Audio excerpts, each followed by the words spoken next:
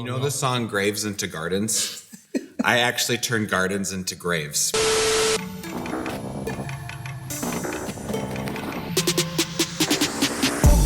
Welcome to the revolution.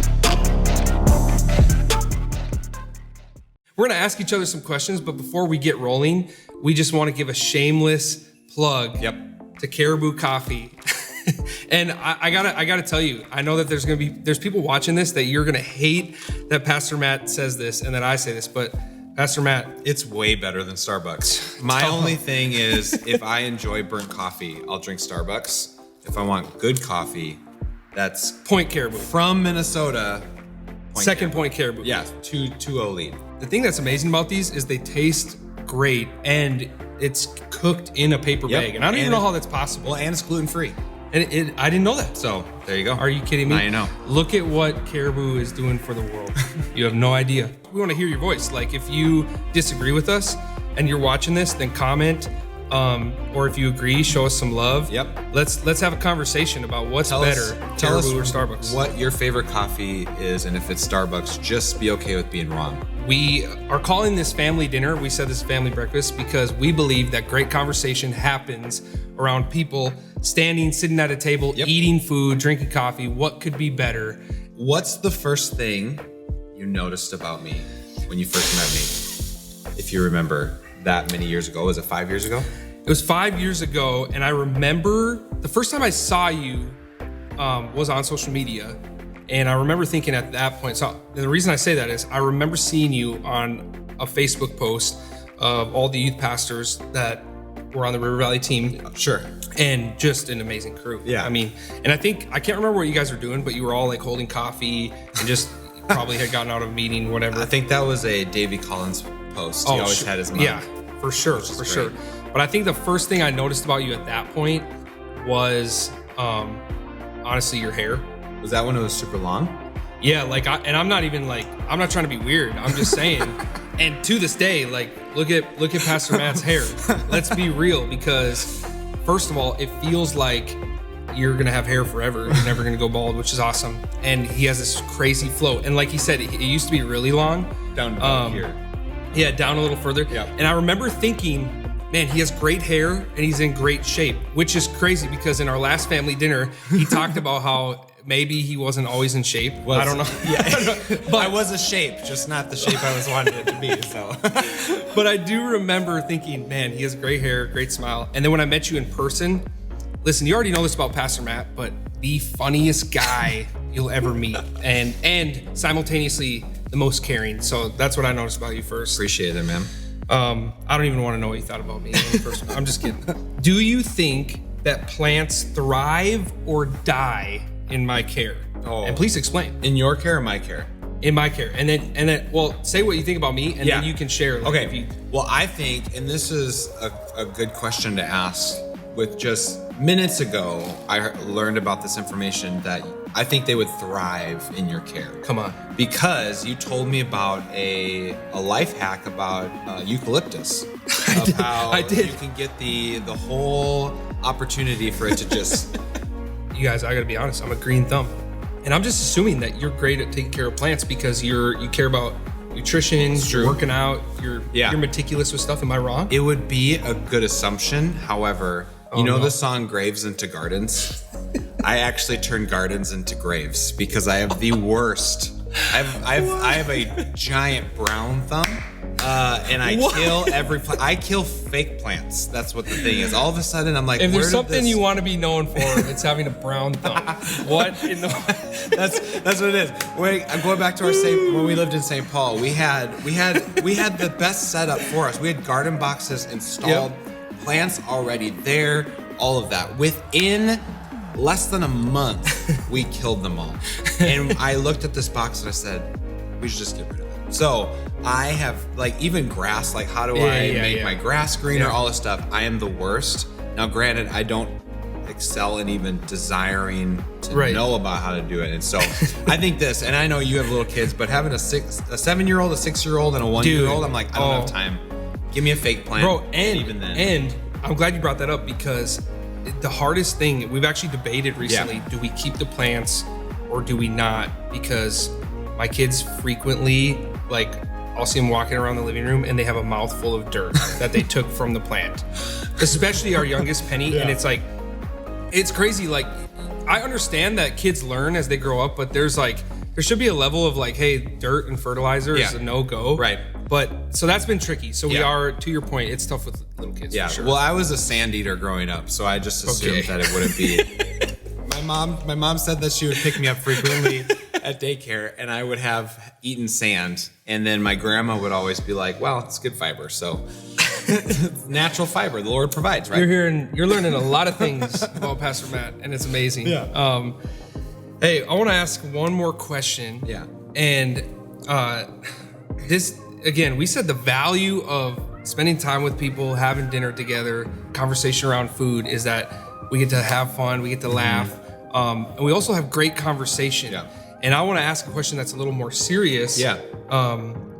Because I think it's cool when people hear that there's things going on in our lives as well, like tough things that we walk through. Yeah. So let me ask you this question. What is one of the hardest things that you are currently walking through? I would say right now, the thing that I am currently walking through is I am trying to find out who my real friends are. Yeah. So being 34, married, having kids, being in a church that is in a great way is always on the move. Sometimes you don't have that opportunity to just understand or value real friendships. So what I came to the conclusion, and actually my wife Jessica and I have been talking about, is we have quite a few acquaintances, but the real friendships that you can Like pour deep into and ones, know that if you say something of maybe something you're processing through, no one's going to judge you or no one's going to think differently of you. I've come to realize that I've been blessed with like 5 that I would say are legitimate friends, but I think that's what's been really hard. And even in ministry, if you're thinking about being in ministry, all that kind of thing, you'd think, man, I'm going to be around all these different people. Right. I'm going to have all of this opportunity to know people, but really ministry is a lonely thing. Yeah. And there's been many times where I'm just like, where is everybody? I thought I had these people, and it's social media is kind of a lie in that way. It's like, oh, I have thousands of followers who ultimately don't give a rip about me when that's true, man. Kind of tough times come.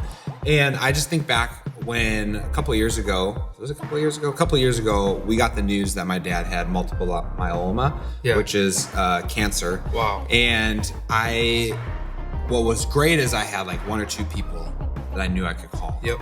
But I can't imagine having to go through that and having no one. Oh yeah. Where I just was like, who can I process with? Who can I be real with? And I think for me now, currently, that's the sifting factor of being like, who are my friends? Who are my acquaintances? And be able to value both, but really treasure one.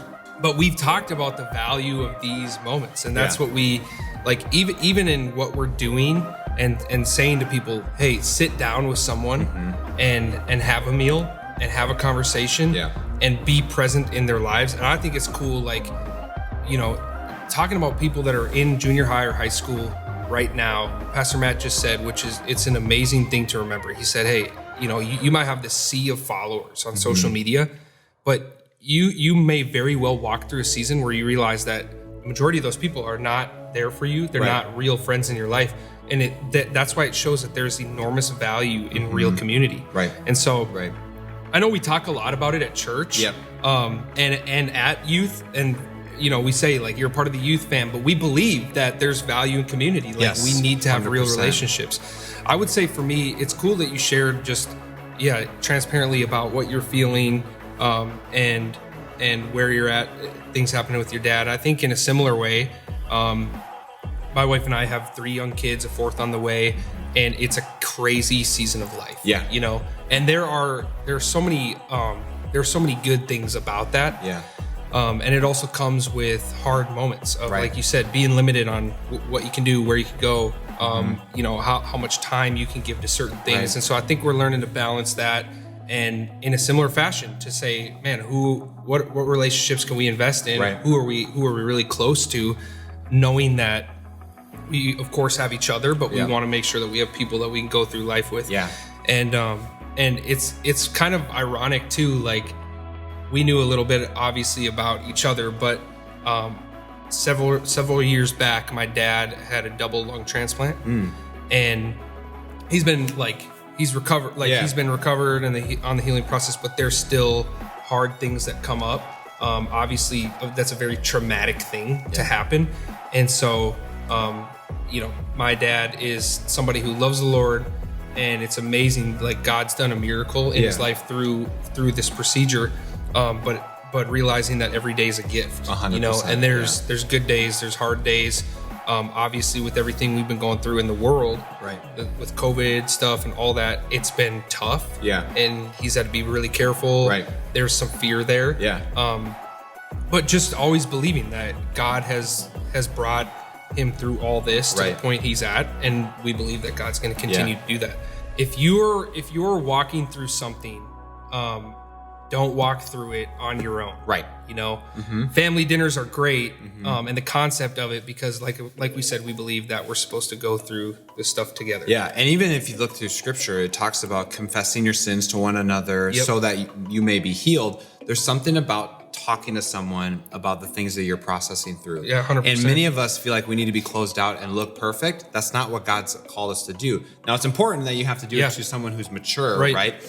And so that's why the value of youth leaders, mentors, all of these different people are so valuable, especially in a season where you feel by yourself. And so that's what's great about it is, as I'm sure as you were going through that process with your dad, as I was going through the process with my dad, I called my friend who knew that I could be raw and know that it's like, oh man, how's your foundation with God? And blah, blah, blah, blah. It's like, no. I'm confessing my frustration. I'm confessing my anger, 100%. All of these different things. And like, now you can look back and be like, that was such a time of healing because I was able to get stuff out. And so, absolutely. So community is everything. And I'm telling you what, if you're fearful of getting out, just let us know. Right? Hit a comment, talk about it. Be like, this is why I'm fearful, because if we don't know, we don't know how to pray. We're going to pray generally, but man, there are so many of us that are struggling with things. And so we want to be with you guys. Yeah, absolutely. Until next time, drink Caribou, enjoy amazing relationships in your life.